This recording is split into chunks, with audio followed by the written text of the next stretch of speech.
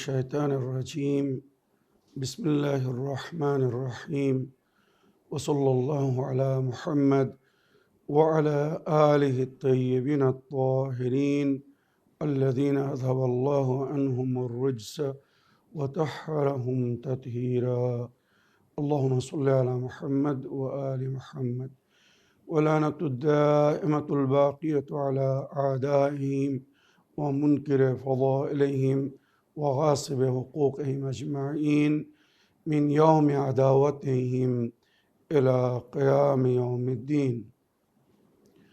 أما بعد يا عباد الله أوصيكم ونفسي بتقوى الله فإن التقوى خير الزاد وبها المعاد وتنفع يوم لا ينفع فيه مال ولا بنون إلا من أتى الله بقلب سليم وصلى الله على محمد وعلى آله الطيبين الطاهرين اللهم صل على محمد وآل محمد। আমার প্রিয় দর্শক ও শ্রোতাবৃন্দ, আসসালামু আলাইকুম ওয়া রাহমাতুল্লাহি ওয়া বারাকাতুহু। আপনাদের সকলকে আন্তরিক সালাম ও শুভেচ্ছা জানিয়ে আজকের অনুষ্ঠান ইসলাম ইন বাংলায় আপনাদেরকে স্বাগতম জানাই। আশা করি আপনারা যে যেখানে আছেন ভালো আছেন, কুশল ও মঙ্গলে আছেন, সুখে থাকুন, শান্তিতে থাকুন, সমস্ত প্রকারের দুঃখ কষ্ট থেকে মুক্তিতে থাকুন। আল্লাহ রব্বুল আলামিনের কাছে এই কামনা করি, যারা অসুস্থ আল্লাহ তাদেরকে সুস্থতা দান করুন, যারা ঋণে ভুগছে আল্লাহ তাদেরকে ঋণ মুক্তি করুন। ওইরূপ যাদের জীবনে কোনো প্রকারের অভাব বা অশান্তি আছে আল্লাহ রব্বুল আলামিন তাদের সকলের জীবনে সুখ শান্তি দান করুন ও সকলের মনোকামনা আশাকে পূরণ করুন। আমাদের সকলকে সৎ পথে চলার, অসৎ পথ থেকে দূরে থাকার এবং এক অপরকে সৎ উপদেশ দেওয়ার তৌফিক দান করুন।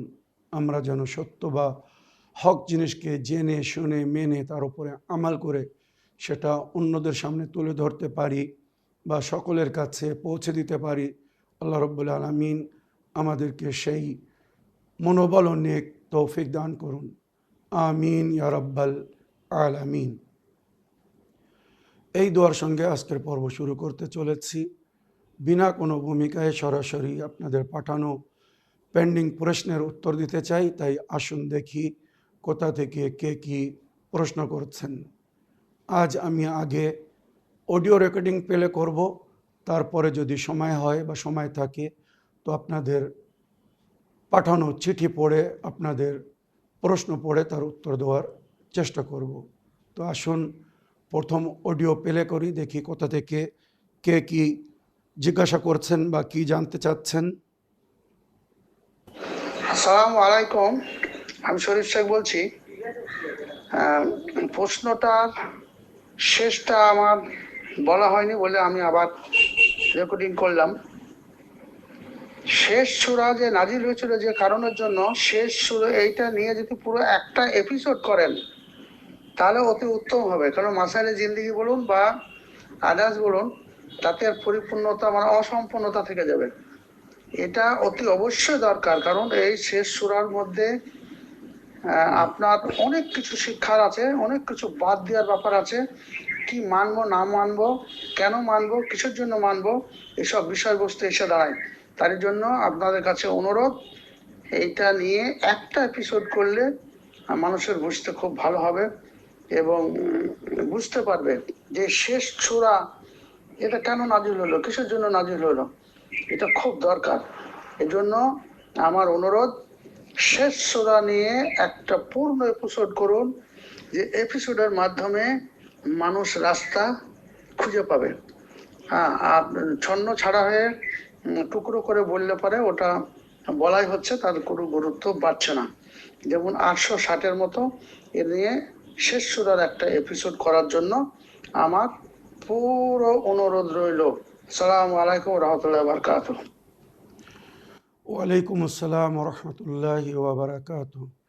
আমার প্রিয় শরীফ ভাই, আপনার ভয়েসমেলের জন্য আপনাকে অসংখ্য ধন্যবাদ জানাই। আমার মনে হয় আপনি শেষ সূরা না,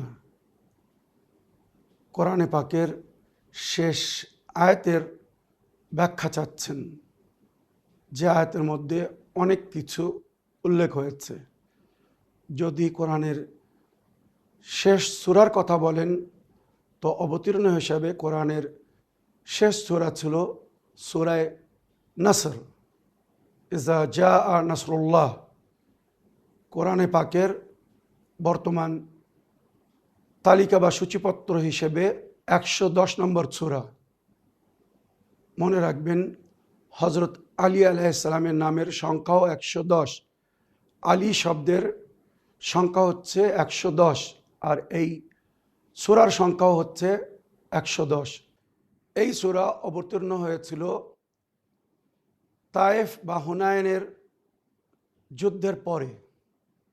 হজরত আলী আলাইহিসসালাম নবীর সঙ্গে গিয়ে এবং অন্য সাথীদেরকে নিয়ে যখন লাত ও মানাত ও উজ্জা আহলে তায়েফ বা আহলে হেজাজের মাঝখান থেকে সরিয়েছিলেন, তখন আরবের, হেজাজের, তায়েফের মুশরিকিনরা দলবদ্ধ হয়ে ইসলামের মধ্যে প্রবেশ করা শুরু করলো, ইসলাম ধর্মকে আপন করা শুরু করলো, যার জিকির এই সূরার মধ্যে হয়েছে। ইজা জাআ নাসরুল্লাহি ওয়াল ফাতহ, যখন আল্লাহর তরফ থেকে মদদ আসলো। এই মদদ মনে রাখবেন, হজরত আলী আলাইহিসসালামকে কোরআনে সুলতানুন নাসিরা বলা হয়েছে। নবী আল্লাহর কাছে দাবি করেছিলেন, হে আমার প্রতিপালক, মুশরিকিনদের বিরুদ্ধে, ইসলামের দুশমন বা শত্রুদের সঙ্গে লড়াই করার জন্যে আমাকে সাহায্যকারী, সহকারী দিন, আমার মদত করুন।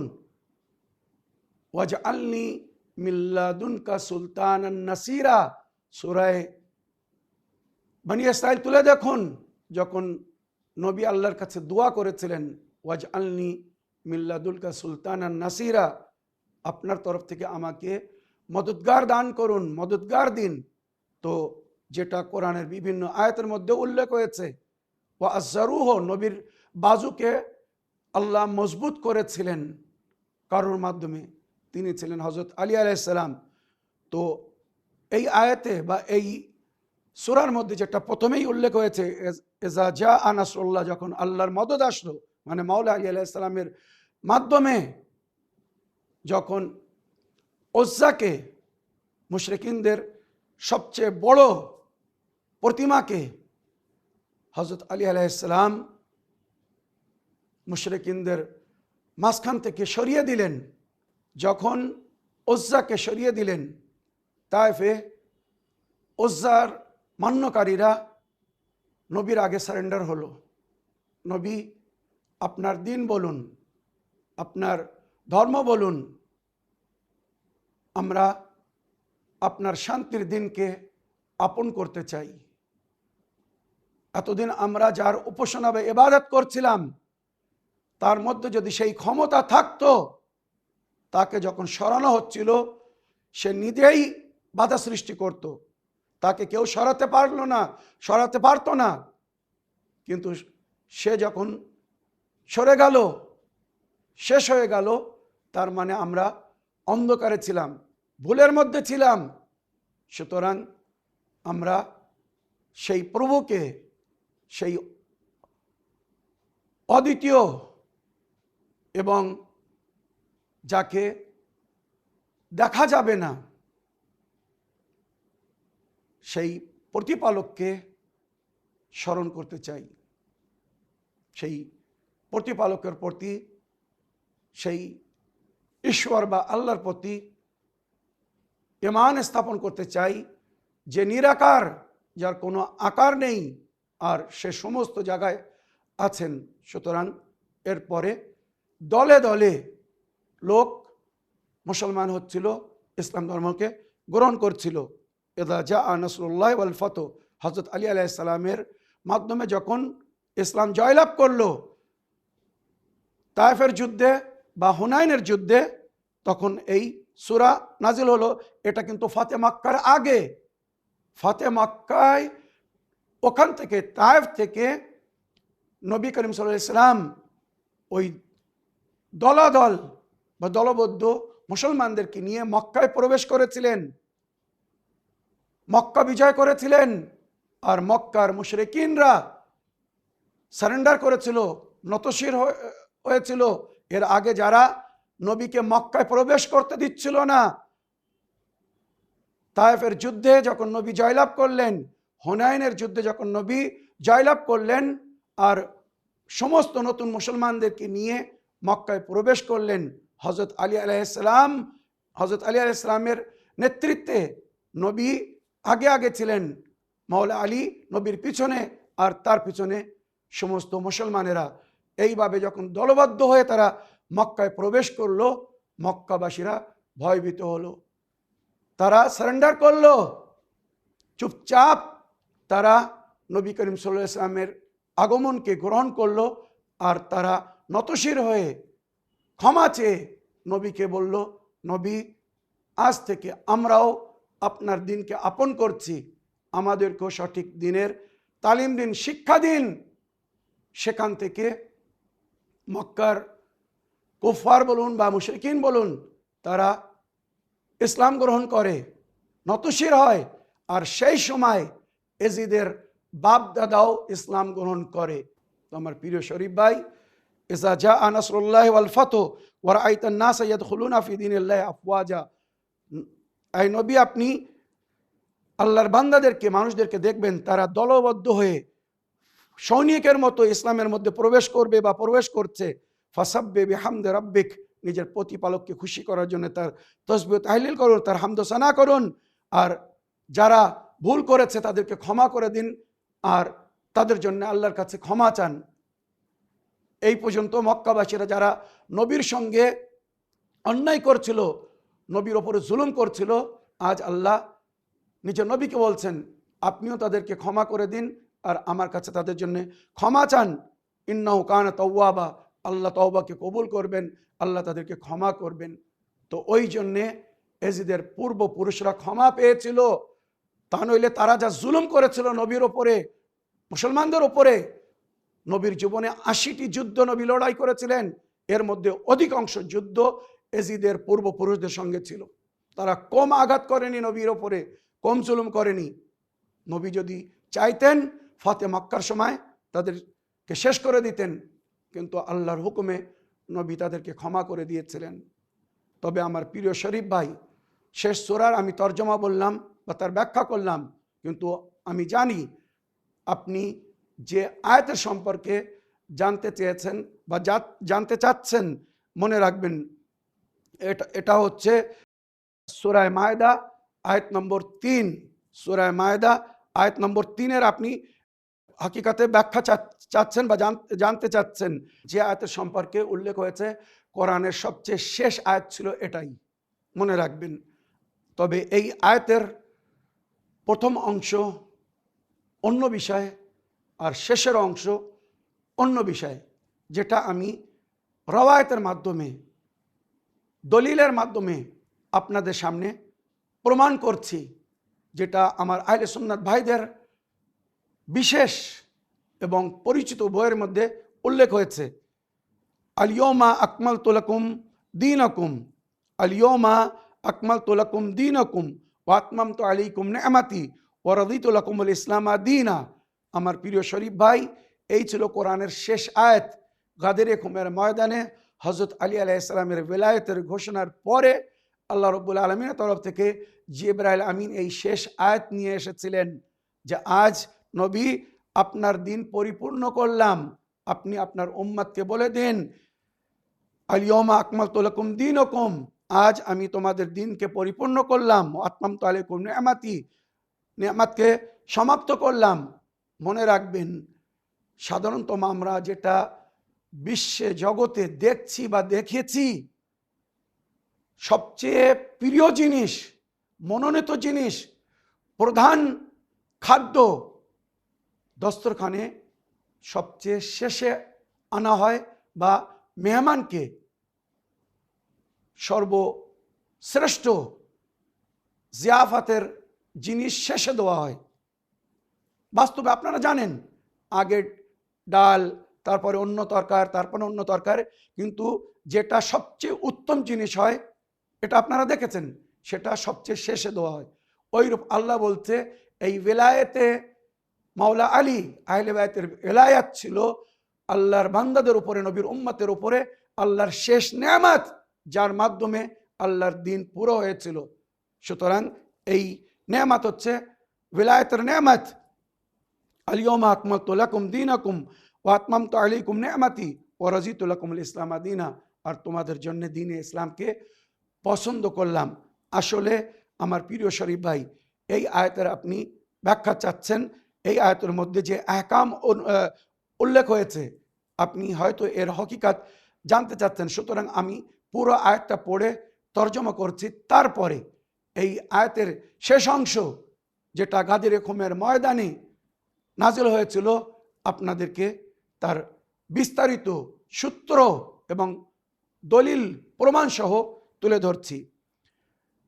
হুরমাত আলাইকুমুল মাইতাতা, কোরআন বলছে তোমাদের উপরে মৃত মুর্দা খাওয়া হারাম। কোনো মরা প্রাণীর, হাঁস, মুরগি, ছাগল, গরু, উট, যেটা হালাল, যদি মরে যায় বিনা জবাই করে, জবাই করার আগে যদি মারা যায়, তো সেটা খাওয়া শরিয়াতে হারাম। হুরমাত আলাইকুমুল মাইতা, এখানে কিন্তু শরিয়াতের সংবিধান জিকির হচ্ছে। হুরমাত আলাইকুমুল মাইতা ওয়াদ্দাম, এবং রক্ত, খুন, রক্ত পান করা, কোনো প্রাণীর রক্ত পান করা হারাম। লাহমুল খিনজির, শুকরের মাংস খাওয়া হারাম।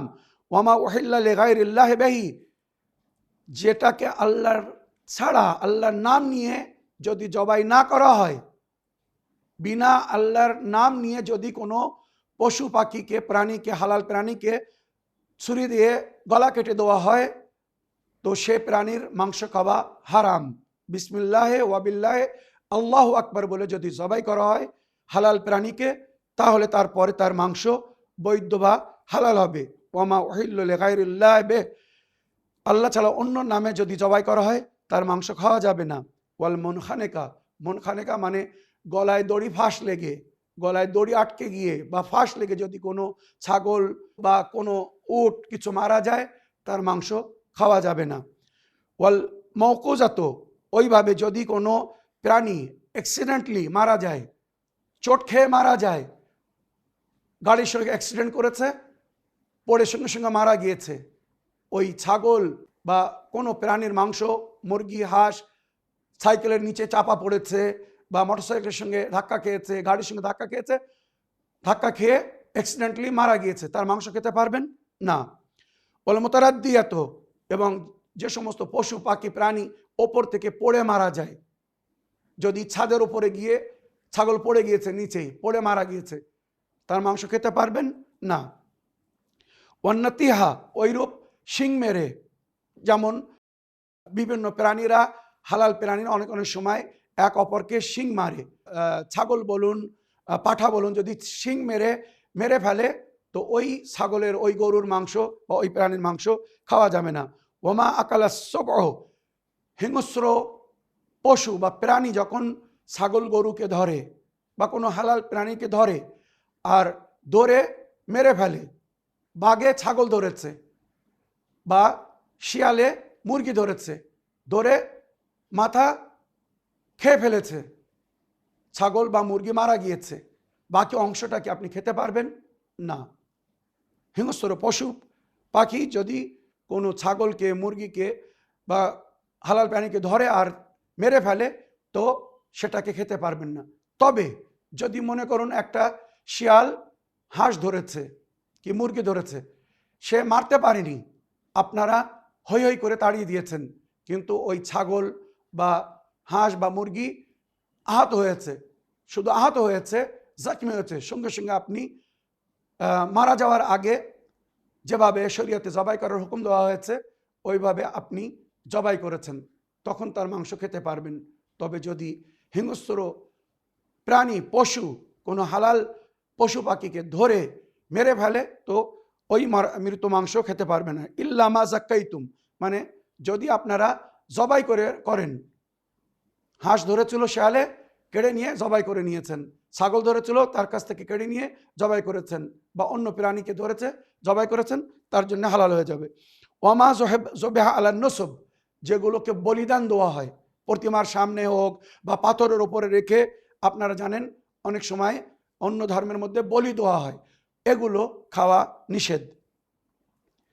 ওয়ান তাস্তাকসিমু বিল আজলাম, ওইরূপ জুয়ার মাধ্যমে কোনো প্রাণীকে আপনি জিতেছেন, শর্ত লেগেছে, জুয়া খেলছেন, আমি যদি হেরে যাই তো এই ছাগল এই গরু তোমাকে দিয়ে দেবো, ওই যে জুয়ার মাধ্যমে ছাগল গরু জিতেছেন, ওই ছাগল গরুর মাংস কিন্তু আপনার জন্য হালাল না। বিসমিল্লাহ বলে জবাই করলেও, হালালভাবে জবাই করলেও জবাই হালাল হবে না, ওই মাংস জায়েজ না, কারণ ওটাকে আপনি হারামভাবে সঞ্চয় করেছেন, হারামভাবে নিয়েছেন। চুরি করা ছাগল যদি জবাই করে খান জায়েজ হবে? চুরি করা গরু যদি জবাই করে খান হালাল হবে না? ওইরূপ জুয়ার মাধ্যমে যদি কেউ কোনো প্রাণীকে, ছাগল গরু হাঁস মুরগি জেতে আর সেটাকে যদি জবাই করে তো তার মাংস হালাল না। মনে রাখবে, এগুলো শরীয়তের সংবিধান বলা হচ্ছে এখানে। জালেকুম ফিসকুন, এই সমস্ত জিনিস কিন্তু ফিসক, যেগুলো মানা করে হয়েছে ওপরে শরীয়তের সংবিধান, যদি এগুলো কেউ করে বিনা মজবুরিতে তো এটা হারাম, এটা ফিসিক বা ওই ব্যক্তির ফাসিক হওয়ার প্রমাণ। মনে রাখবেন, হ্যাঁ মজবুরিতে, যদি খোদা না করুক একজন ব্যক্তি ক্ষুধায় পিপাসায়, তার কাছে খাওয়ার কোনো উপায় নেই, তার সামনে মরা ছাগলের মাংস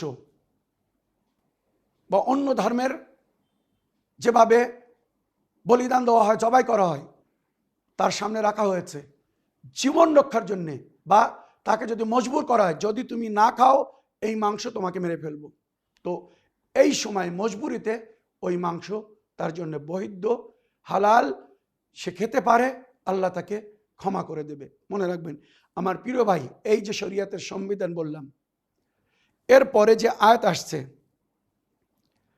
আলিয়মা আকমালতু লাকুম দীনাকুম, কিছু লোকেরা বলে এই শরীয়তের সংবিধানের পরে আল্লাহ বলেছিল এখানে দিন পরিপূর্ণ হয়ে গেল। না, মুসলমানরা যদি নিজের বিখ্যাত হাদিসের বই তুলে দেখে, সহি বুখারী বলুন, সহি মুসলিম বলুন, তো তাদের কথা হচ্ছে কোরআনের শেষ আয়াত সংবিধান হিসেবে, কোরআনের শেষ আয়াত হচ্ছে সূরা বাকারার আয়াত নম্বর 282, যেখানে সুদের মানা করা হয়েছে, সুদ খাইতে মানা করা হয়েছে মুসলমানদের, অধিকাংশ হাদিসের বইতে লেখা হয়েছে এটা হচ্ছে কোরআনের শেষ সংবিধান, শেষ আয়াত, যেখানে সুদ খেতে মানা করা হয়েছে, বা যদি কেউ কাউকে ঋণ দেয় কিভাবে ঋণ দিতে হবে, লেখাপড়া করতে হবে, সাক্ষী রাখতে হবে, এগুলোর উল্লেখ হয়েছে। আর সুদ খেতে, সুদে পয়সা খাটাতে মানা করা হয়েছে। সুতরাং আমি যদি মুসলমানদের হাদিসের বইয়ের দিকে দেখি তো তারা বলছে এটা হচ্ছে কোরআনের শেষ আয়াত, তাহলে এরপরে আলিয়মা আকমালতু লাকুম দীনাকুম আসা ওর উচিত ছিল, এখানে কেন আসেনি?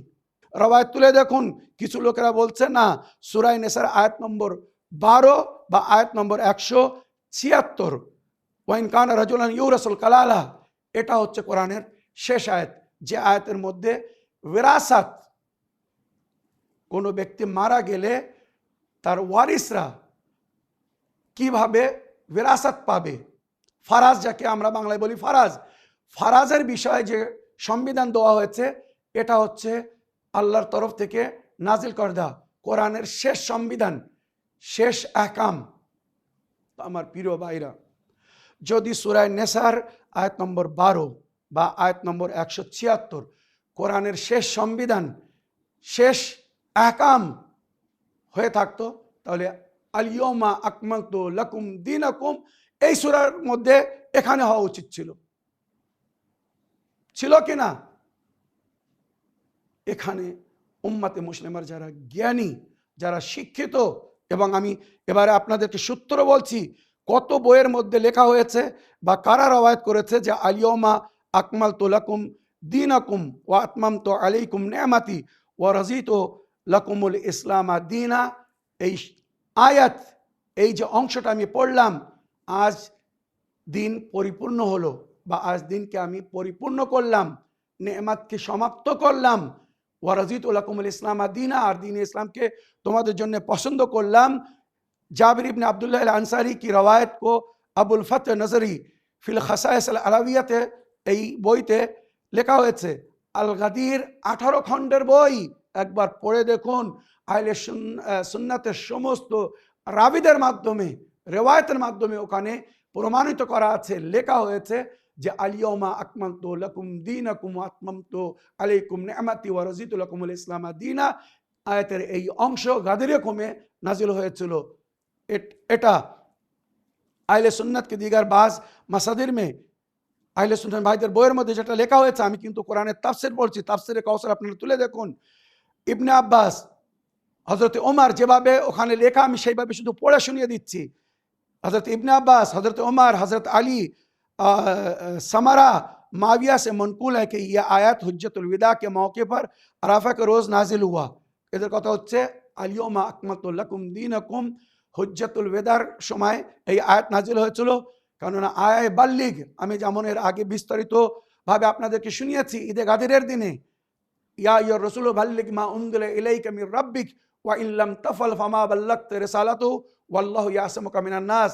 হে আমার নবী, আল্লাহর তরফ থেকে যে আপনাকে আদেশ করা হয়েছে, অবতীর্ণ করা হয়েছে, আপনি সেই পেগাম পৌঁছে দিন। আন উলায়াতে আলী ইবনে আবি তালিব ওয়া খিলাফাতিহি, হযরত আলী আলাইহিস সালামের বিলায়াত সম্পর্কে বা হযরত আলী যে আপনার পরে আপনার খলিফা হবে এ বিষয়ে যে আপনাকে আল্লাহর তরফ থেকে জানানো হয়েছে বা আপনাকে আপনার উপরে ওহী নাজিল করা হয়েছে, আপনি ওই পেগাম পৌঁছে দিন। প্রথম এই আয়াত জিবরাইল আমিন মক্কায় পবিত্র কাবা ঘরে নিয়ে আসেন, তারপরে আরাফাতের ময়দানে, তারপরে মিনার ময়দানে, আর অবশেষে গাদির খুমের ময়দানে আল্লাহর চূড়ান্ত সিদ্ধান্তের সঙ্গে জিবরাইল আমিন এই আয়াত নিয়ে এসেছিলেন আর বলেছিলেন ইল্লাম তাফাল ফামা বাল্লাগতা রিসালাতা। এর আগে 3 বার আপনি আল্লাহর কাছ থেকে অনুমতি নিয়েছিলেন, সময় চেয়েছিলেন, আল্লাহ আপনাকে সময় দিয়েছিল। এরপরে যদি আপনি এবারে ঘোষণা না করেন, গাদির খুমের ময়দানে জিবরাইল আল্লাহর তরফ থেকে আয়াত নিয়ে আসছে, ইল্লাম তাফাল, এবারে যদি আপনি ঘোষণা না করেন, ফামা বাল্লাগতা রিসালাতা, আপনার রিসালাতের সমস্ত পরিশ্রম মেহনত বিফল হয়ে যাবে। কারণ এখান থেকে উম্মত যার সেই নিজের রাস্তায় চলে যাবে, এরপরে আর হয়তো এই সুযোগ পাবেন না।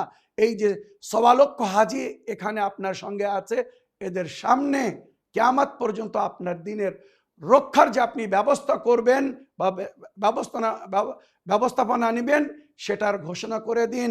কেননা এখনো কিছু লোকেরা এই আশা নিয়ে আছে যে নবীর দিন নবীর পরে শেষ হয়ে যাবে, যেটা কাফিররা বা মুশরিকরা ভাবছিল যে নবীর কোনো সন্তান নেই যার মাধ্যমে নবীর দিন জারি থাকবে বা চলতে থাকবে।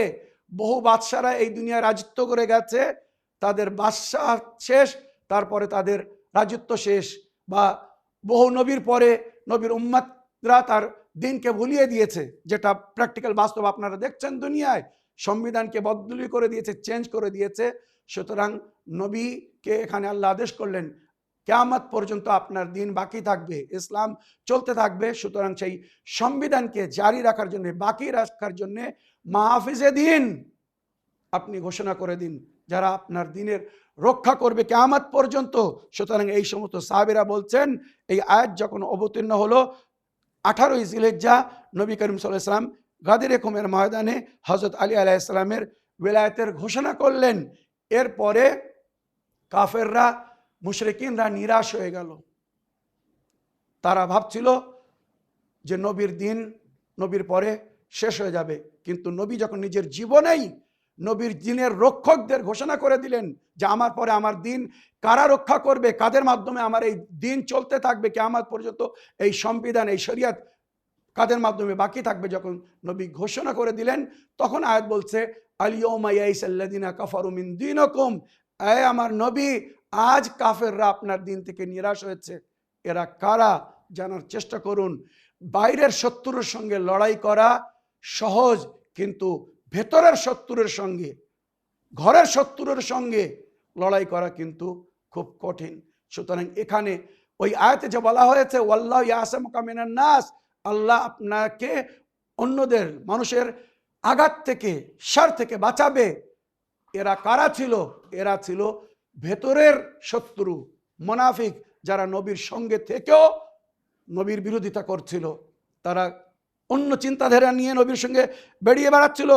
মনে রাখবেন, এই যে তাফসির আমি শোনাচ্ছি, এই তাফসিরের সূত্রগুলো বলে দিই, তারপরে ঘটনা বলছি। জায়দ বিন আরকাম বিখ্যাত সাহাবি, उनके रवायत के मुताबिक মোহাম্মদ বিন জারাইর তাবারি, সাহাবে তাবারি বিখ্যাত, আপনারা জানেন 310 হিজরিতে যিনি ওয়াফাত পেয়েছেন।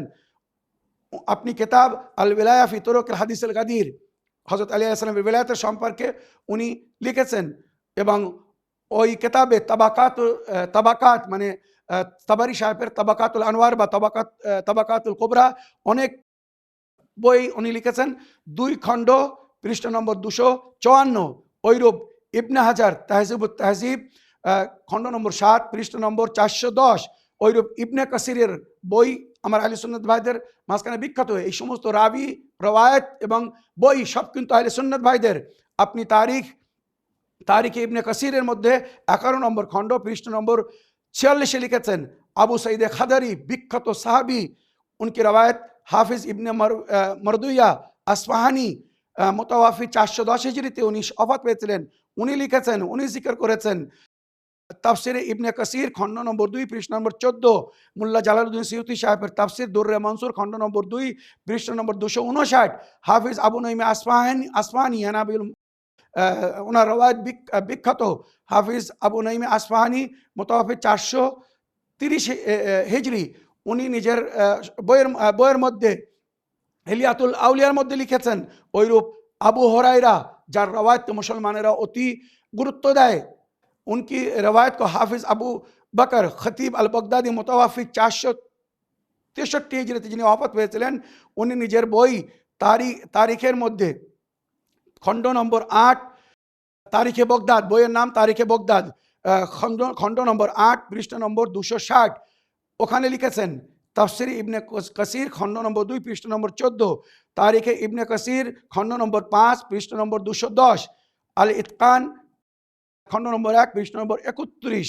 এই সমস্ত বইয়ের মধ্যে রওয়ায়াতের মধ্যে কি উল্লেখ হয়েছে এবারে শুনুন। এই সমস্ত রায়াতের মধ্যে উল্লেখ হয়েছে, जब ये आयत गदीर खुम में रसूलुल्लाह सल्लल्लाहु अलैहि वसल्लम हज़रत अली अलैहिस्सलाम की विलायत के ऐलान के मौके पर नाजिल हुई। এই আলিয়মা আকমালতু লাকুম দীনাকুম ওয়া আতমামতু আলাইকুম নি'মাতি ওয়া রাযিতু লাকুমুল ইসলাম দীনা। এই আয়াত হযরত আলী আলাইহিস সালামের গদীর খুমের ময়দানে নবীর মাধ্যমে হযরত আলী আলাইহিস সালামের বিলায়েতের খেলাফতের ঘোষণার পরে এই আয়াত নাজিল হয়েছিল। আর আহলে সুন্নাত ভাইদের যে সমস্ত রাবি, রওয়ায়াত বা বইয়ের নাম বললাম, সবার মধ্যে এর উল্লেখ হয়েছে। এবারে আরও আগের ঘটনা শুনুন। নবী করিম সাল্লাল্লাহু আলাইহি সাল্লাম হুকমে खुदा से मौला कायनात हज़रत अली इब्न अबी तालिब अलैहिस्सलाम को अपने उम्मत का मौला बनाया। কি বলেছিলেন নবী? মান কুনতু মৌলা হো ফাহাদা আলী উন মৌলা। আজ পর্যন্ত আমি তোমাদের মধ্যে যাদের মাওলা ছিলাম, আজ থেকে এই আলী তার মাওলা। আমি যাদের অভিভাবক ছিলাম, এই আলী তার অভিভাবক। যেমন আমার কথা মতো তোমরা চলতে, আমার হুকুমের উপরে আমাল করতে, আজ থেকে আলীর কথা মতো চলতে হবে, চলবে বা আমাল করবে। এটাই ছিল কিন্তু নবীর আদেশ। আর ওখানে নবী দোয়া করেছিলেন যে আলীর বিরোধিতা করবে সে আমার বিরোধিতা করবে, আর যে আলীকে ফলো করবে তার মানে সে আমাকে ফলো করেছে। আল্লাহুম্মা ওয়ালে মান ওয়ালা। একবার খুতবায়ে গাদির পড়ে দেখুন, খোদার কসম, যদি খুতবায়ে গাদির একবার কোনো মুসলমান ভালো করে পড়ে, তার জীবন পরিবর্তন হয়ে যাবে, অন্ধকার উজালায় পরিবর্তন হয়ে যাবে, তার জীবনে সে হেদায়েত পেয়ে যাবে, স্বর্গের রাস্তা পেয়ে যাবে, নবীর দিন, নবীর শরিয়াত সে বুঝতে পারবে। খুতবায়ে গাদির একবার অবশ্যই পড়ুন। যে হকিকতকে লুকানো হয়েছে, যে বাস্তবকে মানুষের চোখের সামনে আসতে দেওয়া হয়নি, একবার সেইগুলো জানার চেষ্টা করুন। সুতরাং বাস্তব যদি জানতে চান তো প্রাচীন সহি বুখারী, সহি মুসলিম বা হাদিসের অন্য বইগুলো তুলে দেখুন। তো এই সমস্ত বইয়ের মধ্যে লেখা হয়েছে, আমার প্রিয় শরীফ ভাই, এই যে সূত্র সমেত আমি বললাম, আরও অনেক বিস্তারিতভাবে আলোচনা হয়েছে। আমার আহলে সুন্নাত ভাইদের যারা জ্ঞানী ব্যক্তি, যাদের মধ্যে আল্লাহর ভয় ছিল, যেমন মুল্লা জালালউদ্দিন সিয়ুতি সাহেব, হাকিম নিশাপুরি, এনাদের তাফসিরের মধ্যে লেখা হয়েছে ওইরূপ সাহাবে ইনাবিউল মুআদ্দা, সাহাবে কানজুল উম্মাল, মানে ইয়ানাবিউল মুআদ্দার লেখক হাফিজ কান্দুজি হানাফি ছিলেন, বা মুহাদ্দিসে দেহলভি বিখ্যাত হিন্দি, ওনার বই কানজুল উম্মাল, ওখানে লেখা হয়েছে সিফতে ইবনে জওজির বই খাসায়েসুল আল খাওয়াস, এর মধ্যে প্রকাশ্য রূপে লেখা হয়েছে যে নবী নিজের আহলে বাইতকে 12 জন ইমামকে নিজের উম্মতের অভিভাবক বানিয়ে গিয়েছেন। ওনার পরে পরস্পর এনারাই খলিফা হবেন, এনাদেরকে ফলো করতে হবে। যদি কেউ এনাদেরকে মানে আহলে বাইতকে ছেড়ে অন্য দিকে যায়, তার মানে সে মিসগাইড হয়েছে, পথভ্রষ্ট হয়েছে, হকিকত থেকে দূরে চলে গেছে। আমার প্রিয় ভাই, এই হকিকত জানতে হবে। আজকের এই পুরো এপিসোড আপনার দাবিতে আমি শুধু সঠিক হকিকতকে তুলে ধরলাম। আশা করি এই এপিসোড আপনারা বা শরীফ ভাই আপনি তাদেরকে শোনাবেন। আর সূত্র সমেত যে বললাম, আল-ইয়াওমা আকমালতু লাকুম দীনাকুম ওয়া আতমামতু আলাইকুম নি'মাতি ওয়া রাযীতু লাকুমুল ইসলাম দীনা, জিজ্ঞাসা করুন এই আয়াত কবে কোথায় নাজিল হয়েছিল। মনে রাখবেন, আল-ইয়াওমা আকমালতু লাকুম দীনাকুম ওয়া আতমামতু আলাইকুম নি'মাতি ওয়া রাযীতু লাকুমুল ইসলাম দীনা, এই অংশ গাদিরে খুমে হযরত আলী আলাইহিস সালামের বেলায়েতের ঘোষণার পরে অবতীর্ণ হয়েছিল। আর তার সঙ্গে নবীর দিন, আল্লাহর দিন পরিপূর্ণ হয়েছিল। কেননা কিয়ামত পর্যন্ত নবীর দিনের রক্ষার ব্যবস্থা স্থাপন করা হয়েছিল। সেখানে প্রকাশ্য রূপে নবী কিয়ামত পর্যন্ত যাদের মাধ্যমে নবীর দিন রক্ষা হবে, নবীর শরীয়তের রক্ষা হবে, নবী তাদের ঘোষণা করেছিলেন। সুতরাং সেখানে কাফেররা নিরাশ হয়েছিল। এই কাফের কারা? যাদের অন্তরের মধ্যে কুফর লুকিয়েছিল।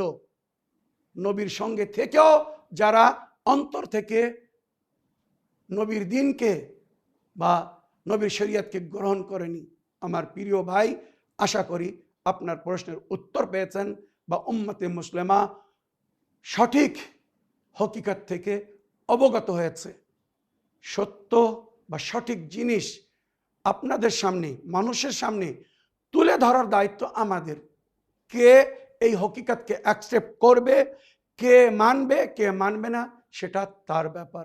আমি কাউকে কোনো জিনিস মানতে বাধ্য করিনি, করবও না। কোরআন বলছে লা ইকরাহা ফিদ্দিন, দিনের মধ্যে কোনো জোর জবরদস্তি নেই। যদি কেউ সত্যকে অ্যাকসেপ্ট করে, ইন আহসানতুম আহসানতুম লিআনফুসিকুম, কোরআন বলছে যদি তোমরা নেকি করো, সত্য পথকে ধারণ করো, হকের ওপরে চলো, সিরাতুল মুস্তাকিমের ওপরে চলো, তোমরা নিজেদের উপকার করছো, অন্যর না। ওয়া ইন আসাইতুম আলাইকুম, আর হককে যদি ছেড়ে দাও, সত্যকে যদি ত্যাগ করো, অন্যায়কে যদি মেনে চলো, তো পাপের সাজা তোমাকেই পেতে হবে, অন্য কেউ তোমার পাপের সাজা পাবে না। এই বলে আমার আজকের বক্তব্য এখানে শেষ করলাম। ওয়া আখিরু দাওয়ানা আলহামদুলিল্লাহি রাব্বিল আলামিন, ওয়াসসালামু আলাইকুম ওয়া রাহমাতুল্লাহি ওয়া বারাকাতুহু। السلام